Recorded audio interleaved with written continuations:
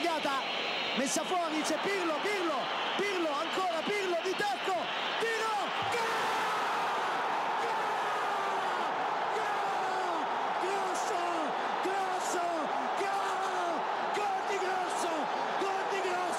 gol di Grosso, manca un minuto, gol di Grosso. Hello and welcome to the Milan Talk podcast. I'm your host Sumit Paul and I'm delighted to have you on board as we discuss the 2-1 win over Lazio on Sunday night.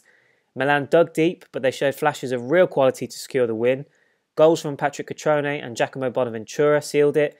3 consecutive wins in Serie A for the first time in a year. Milan climbed to joint 7th place in the table. And finally, we end that really poor run against the top 5 sides, eventually seeing off Lazio, and that is another absolutely massive bonus to take away from the game. As I mentioned, I felt like we did play some great football at times, and that was needed against a top team like Lazio. However, we matched that with that gritty determination and effort to hold on for the win, and hopefully that continues to build further momentum and confidence in the side, and we can march on and build on from that. Looking at it from a negative point of view, I'd say that the most disappointing aspect of the game was probably conceding so quickly after going ahead. On top of that, I felt like we kind of surrendered possession a lot and retreated a little bit after we conceded. And again in the second half, I felt like we were inviting pressure onto us. It could have been different on another day, but fortunately on this occasion we held on for the 3 points. But I just feel as though we may need to be a bit more assertive and a bit more in control of games to kind of sniff out that danger and ensure that it's more of a convincing win, whereas we kind of were holding on at times. So more positives than negatives to take away from the game, but certainly things still to work on. Starting with the manager rating out of 10, I've given Gattuso an 8. I think he deserves a lot of praise for this one, as it's not a fluke, it's not easy to win against a team like Lazio. He prepared the team well.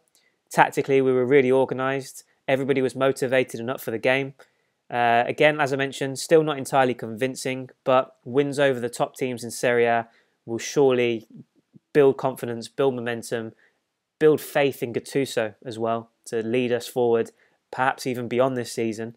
But again, like I said, lots of positives to take away, and Gattuso's management of the game and the preparation of the team, definitely one of those. So 8 out of 10 for Gattuso. Moving on to player ratings, starting with Donnarumma, I've given him a 6. I did see some criticism on Twitter for the goal. A few people were saying that he should have done better, but I personally, just in my opinion, I felt that was a little bit harsh. I felt like the defending was probably the worst part of that goal. But apart from that, he made one really key save against Milinkovic-Savic at a crucial time in the game. I felt like he was commanding in the area when he was called upon, when he had to come out and collect, he did. So ultimately, if you want to see that as an error, then that's fair. But for me, I think it's a decent performance from Donnarumma there, and I've given him a 6 out of 10. On to the next man, who is surprisingly the man of the match for me, is Davide Calabria, who gets an 8 out of 10. I feel like that was just an absolutely superb performance from him. Started the game on the right, finished it on the left, equally as good on either flank. Defensively solid, countless occasions stopping attacks. I genuinely did lose count of the number of times that he got possession back for us. Quality delivery for the second goal. So overall, defensively going forward, absolutely brilliant performance from the youngster. So he gets an 8 out of 10 and my man of the match award. Bonucci gets a 7. I did feel as though he did lose out on a couple of aerial duels, and Milinkovic-Savic, in one case in particular in the second half, skipped past him. And again, on a different day, it could have led to a goal. But overall, looking at it from a general perspective, I think it was a real solid performance from the captain. Did his job in keeping things tight at the back, organised the back line, and ultimately we stayed compact and didn't give Lazio that much to feed off. So 7 out of 10 for Bonucci there. Romagnoli also gets a 7. I felt like he was a little bit more convincing than Bonucci because I felt like he anticipated attacks better. He was quick in the tackle, and he was just generally on the ball a little bit more for me. Goes about his business really quietly. A real pillar at the back for us now. I think he's consistently delivering. And again, like I said, he's just an absolutely crucial piece of that back line, and he's getting better and better for me. So 7 out of 10, solid job, and much to be happy with Romagnoli. Antonelli gets a 6. I'm going to start off with a little bit of credit, as I think he is due a little bit, because for a player that hasn't played a lot of football this season, to come in to replace Ricardo Rodriguez, who was suspended, I think Antonelli did a great job on that front. Wasn't particularly fond of his defending for the goal. I felt like he backed off and gave too much space, and that really cost us in the end. And generally, I think he was easily caught out. So definitely defensively, I think he needs to be much better if he does get another opportunity. However, as we all know, he loves to bomb forward. He keeps making those marauding runs forward, and he did that again to support the attack throughout the game. So 6 out of 10, can't be too harsh, can't be too lenient. So I feel like that is a fair reflection of his performance. Kessie gets a 7. Felt like he paired his physicality, his athleticism, his combativeness, everything put together to be a real crucial figure in that midfield. Kind of, I wouldn't say he outright won the battle in midfield for us, but he was key in getting a foothold in the game. And as we all come to expect now, his runs to break forward were there too, so he was an offensive threat as well. But I would say he was a little bit wasteful on the ball again. Certain occasions where he took a shot on when he should have passed it out wide. Other occasions when he had 2 options, left and right, and he kind of went with the wrong one. So again, he needs to improve and become more mature in that aspect of his game, but absolutely no complaints on the rest of it, so that's why I've given him a 7. Lucas Biglia also gets a 7. I think he did a great job in providing a defensive shield in front of the defence, constantly breaking up attacks for Lazio, so that was a real pleasing aspect of his performance. I just feel as though he can still do more with the ball at his feet. He does look too often to kind of just ship it off to Bonucci, to Romagnoli or to the fullbacks. I feel like for a player in his position, with the capabilities that he's got, because I'm sure he's got it in his locker, that he could do a little bit more. He could be a bit more direct, a bit more urgent with his passing, get from A to B quicker so it gets up the pitch before the other team has the opportunity to get back and defend.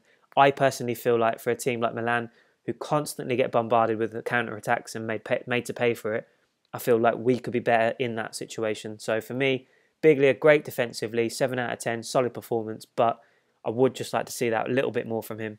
Bonaventura also gets a 7. Not always influential in the game, but he did have his moments and obviously scored the crucial second goal, which turned out to be the winning one. Great run into the box, finished with a great header, and again, I think it's fair to say that we expect a lot from Jack. He is the creative spark in our team through the central area of the pitch, and the more goals, the more assists that he contributes, the better we are. So hopefully just a good run from him coming up, and that's a nicely taken goal, so 7 out of 10 for Jack.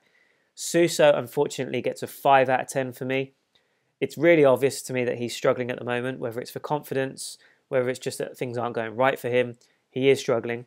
Couldn't find his range with his attempts on goal. Had a couple of efforts which were nowhere near the target, and tried too much on other occasions. I feel like he is trying too much, and that's resulting in him giving the ball away. He just needs to keep it kind of a little bit more basic, get back into his rhythm. Obviously the talent's there, it's not a question of that, it's just a kind of a bad patch for him, and I'm sure he'll come out the other end of it. But I was a little bit harsh on Twitter during the game. I did kind of say, where has he disappeared to? But I feel like the last thing that he needs is the fans on his back jeering him if he does continue this poor run. He needs the support of the fans behind him to get back on track, and given the amount of times that he's bailed us out and been our star player, I think that's the least he deserves. So 5 out of 10, unfortunately, but hopefully Suso can break out of this poor run of form as soon as possible. Patrick Cutrone gets a 7 out of 10. Replays would suggest that he was fortunate on the goal, looked like it came off his arm, but got himself into a dangerous position, got the benefit of the doubt, and proved again that he could find the back of the net. So the goal stood. We move on. Constant menace for the Lazio defence. I felt like his grit, determination, his movement, his clever runs off the ball, constantly moving the back four bit around and creating space for others to kind of exploit. So again, does all the things that Kalinic does, makes a nuisance of himself, puts himself about, done more than enough for me to earn a permanent spot in the starting lineup. Again, I'm a massive advocate for Silva starting, but if you're going to base it on current form, you cannot look past Cutrone. So for me, great performance again from the youngster, 7 out of 10 for him. On to Hakan Çalhanoğlu, he gets a 7 out of 10. Just continues to get better for me, and it's a delight to see. Still room for further improvement. I still feel he can get better, but grabbed an assist with a brilliant delivery into the box. Again, albeit a little bit lucky given the Cutrone handball shout, but had some dangerous efforts on goal himself. Importantly for me though, I think aside from the assist and aside from the attempts on goal, he is now finding space. He's demanding the ball from his teammates. He's driving at defenders. He's taking on players, and he's spraying balls from left to right and really expressing himself and showing that confidence in his game now. So for me, onwards and upwards with Hakan. I think he can only get better from this point, and fingers crossed he can maintain this level of performance at least, and hopefully get even better. So 7 out of 10 for him. On to substitutes. Given Silva a 5.